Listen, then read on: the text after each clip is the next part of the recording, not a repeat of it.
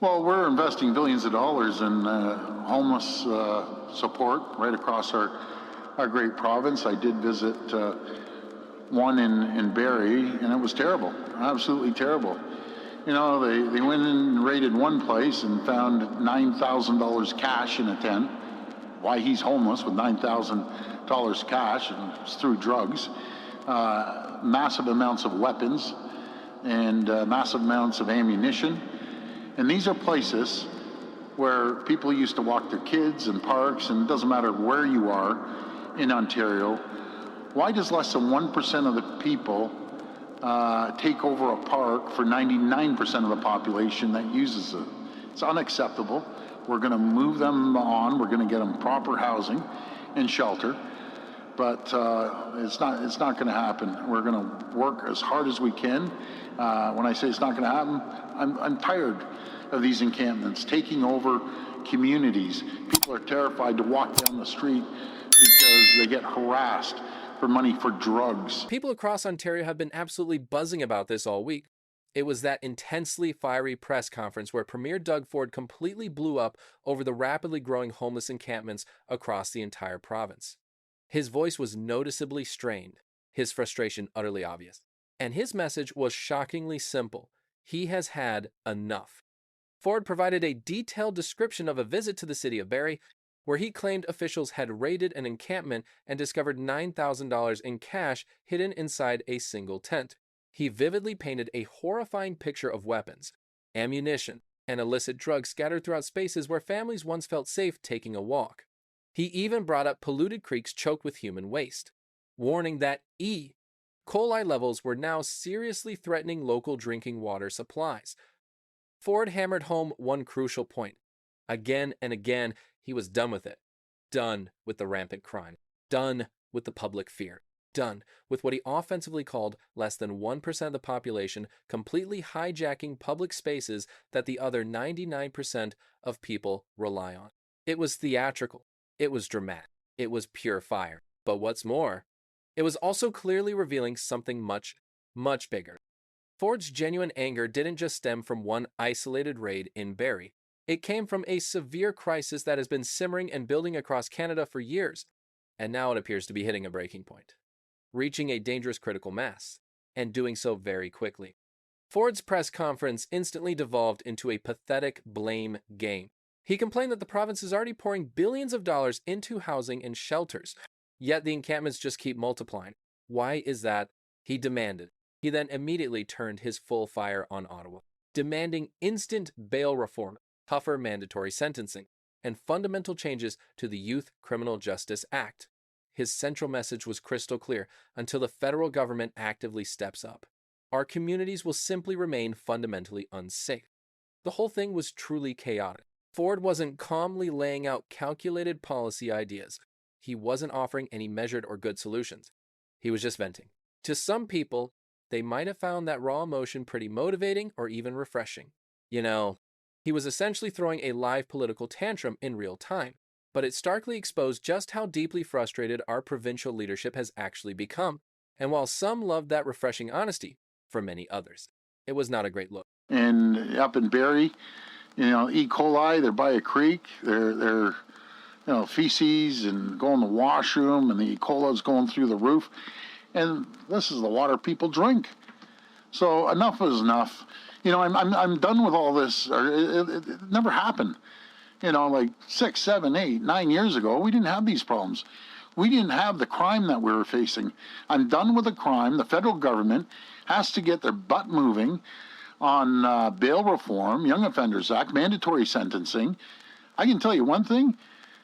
It's always the economy and healthcare. When we do our polling, crime is right beside it now. People are done with it. So we're going to clean that up. But the federal government has to change the criminal code. They have to stop dragging their feet and start moving on this. We want our communities back.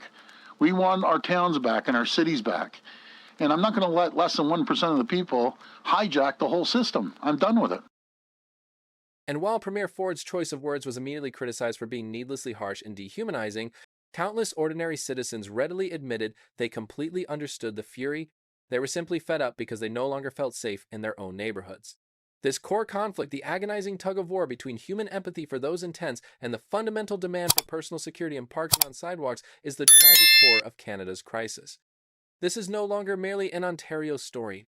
The problem has truly become national in scope, metastasizing into an undeniable disaster across cities like Vancouver and Montreal.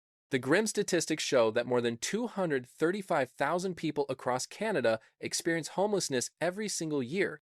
This official number fails to capture the full picture, omitting the thousands more sleeping in vehicles or precariously couch surfing.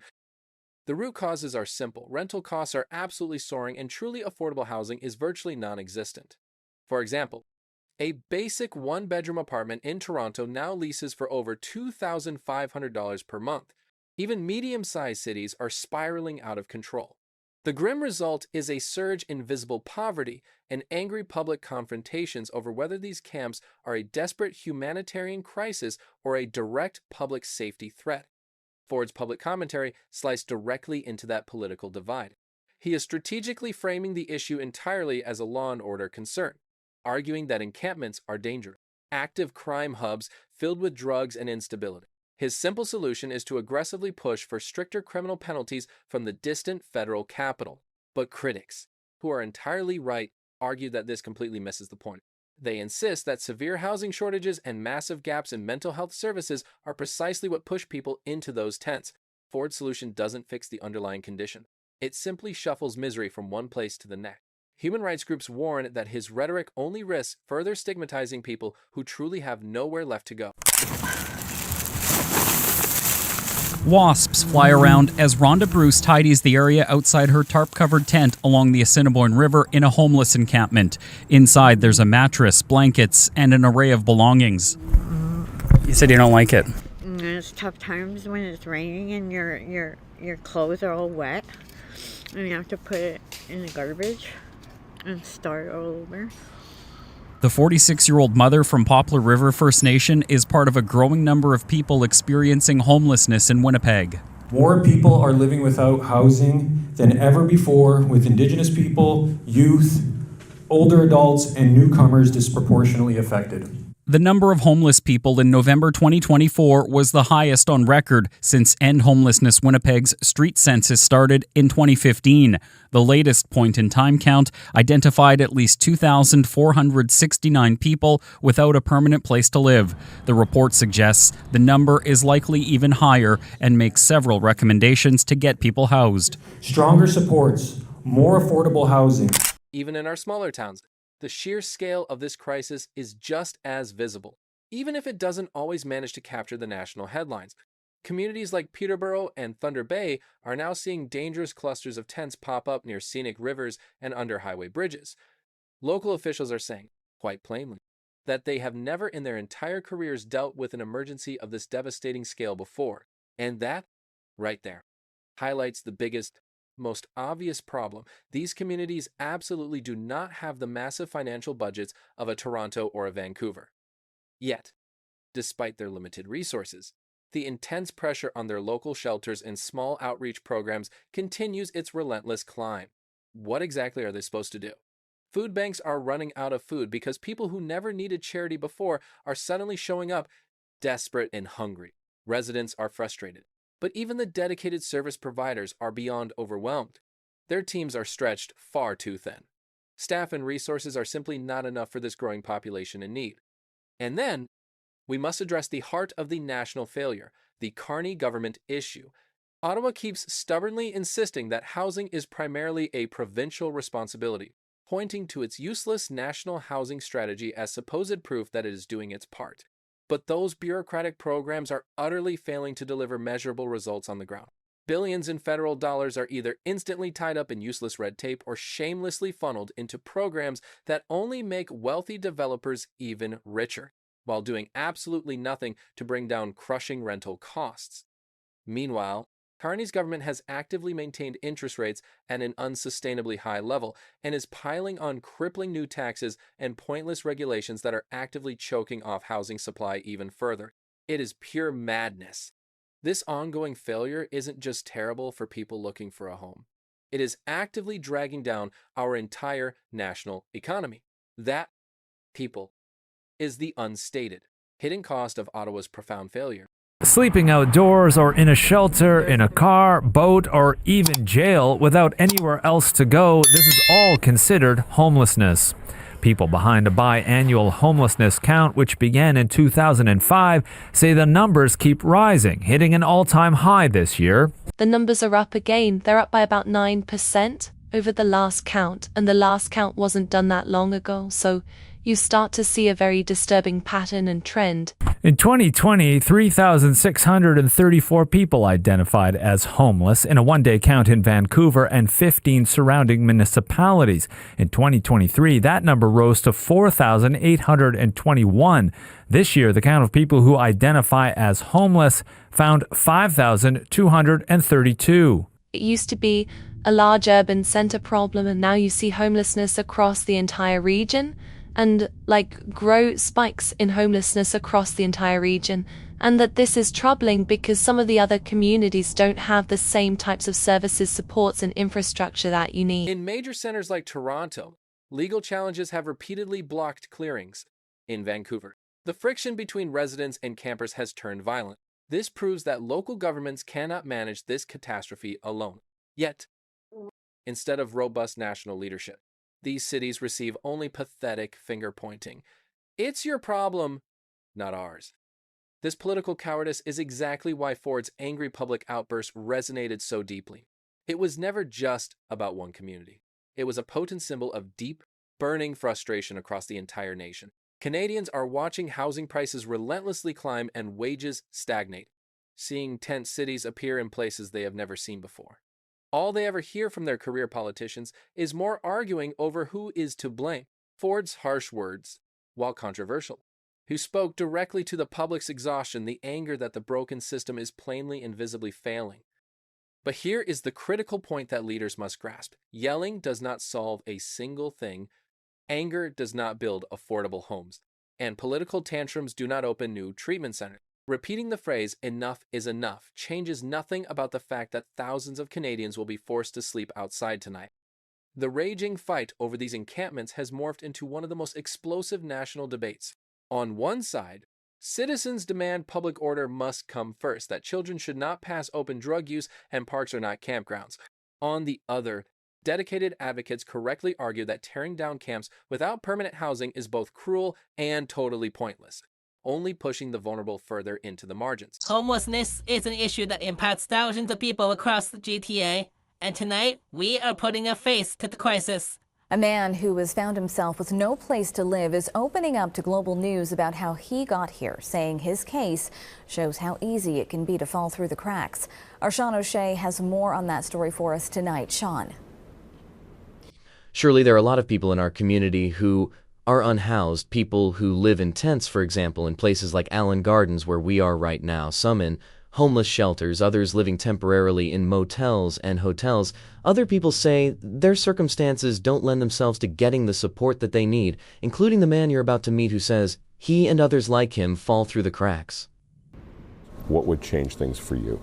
A roof. A stable place, small. Now, the stakes have officially become massive. Homelessness isn't just a moral challenge in Canada. It's an economic and political time bomb. 2. Businesses are seriously worried about the accelerated decline of their downtown cores.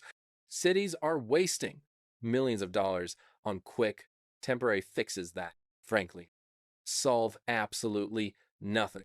And with national elections coming up soon, this specific issue holds the power to easily swing crucial votes. Premier Doug Ford understands this political math perfectly. His dramatic public outburst may have looked like genuine frustration, but politically, it makes perfect sense. It served a deliberate purpose. It allowed him to strategically position himself as the NMR, tough-on-crime leader, as someone who passionately cares about the average taxpayer. You know the routine.